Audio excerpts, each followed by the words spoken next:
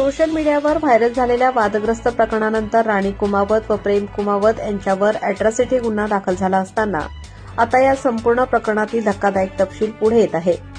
राणी कुमावत यांनी केलेला पहिला व्हिडिओ हा केवळ त्यांच्यावर काही तरुणांनी केलेल्या अश्लील अपमानकारक कमेंट्सना उत्तर देण्यासाठीच बनवला होता। मात्र भावनेच्या भरात काही विधान आदिवासी समाजाच्या भावना दुखावतील असे निघाल्याचे दोघांनी मान्य केले आहे। चूक समजताच दोघांनी म्हसरूळ येथील कांसरा माता मंदिरात पूजा करून आदिवासी बांधवांसमोर माफी मागितली। उपस्थित समाज कार्यकर्त्यांनी त्यांना पुढील काळात कोणत्याही समाजाबद्दल चुकीचे विधान करू नये असा इशारा दिला। दोघांनीही ती सूचना मान्य करत अशी चूक पुन्हा कधी होणार नाही अशी स्पष्ट हमी दिली। मात्र धक्कादायक बाब म्हणजे माफी मागूनही काही तरुणांनी राणी व प्रेम यांना पुन्हा अश्लील भाषेत ट्रोल करण्यास सुरुवात केली।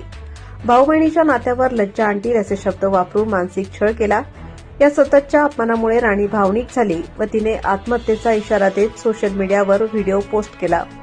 माझा अपमान होत असेल तर त्यासाठी ट्रोल करणारे तरुणच जबाबदार असतील असेही त्यांनी स्पष्ट म्हटले।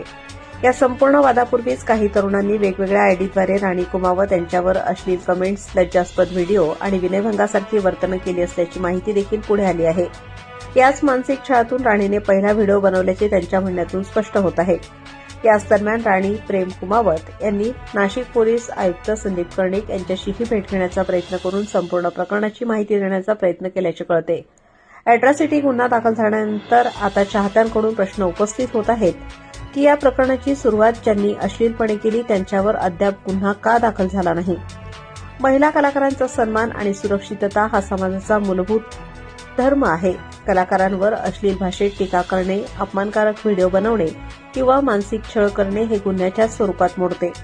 त्यामुळे राणी कुमावत यांच्यावर चुकीच्या विधानाबद्दल गुन्हा झाला असला तरी सुरुवातीला अश्लील कमेंट करणारे तरुण हेच खरे दोषी असल्याचा आग्रह आता सोशल मीडियावरून धरला जात आहे। या प्रकरणातील मूळ दोषी कोण आणि कारवाई कुणावर होणार? महिला कलाकाराचा अपमान करणाऱ्यांवर गुन्हा दाखल केला जाणार का हे पाहणे आता महत्त्वाचे ठरत आहे। प्रबंधभूमी महाराष्ट्र न्यूजसाठी सुनील बेलदार, नाशिक। कसा विषय आहे की मी ज्या मुलाने कमेंट केली किंवा जो बोलला ना त्याचं वैयक्तिक नाव घेऊन बोला आणि मी आता मागं जो आरक्षणाचा मुद्दा चालू होता तुम्हाला काही घेणं नाही, तुम्हाला काही गरज नाही, तुम्ही बोलावा असं आम्हाला वाटत नाही कोणी बोलावं, कारण की तो वैयक्तिक कलाकारला ही जात नव्हती आम्हाला माहिती, कारण की आपण सर्व समाज एकत्र धरून चालतो, एकत्र आता आम्ही जर एकच समाज आम्ही पण आदिवासी 10 लोक समाजाचे आमचे ते कुठून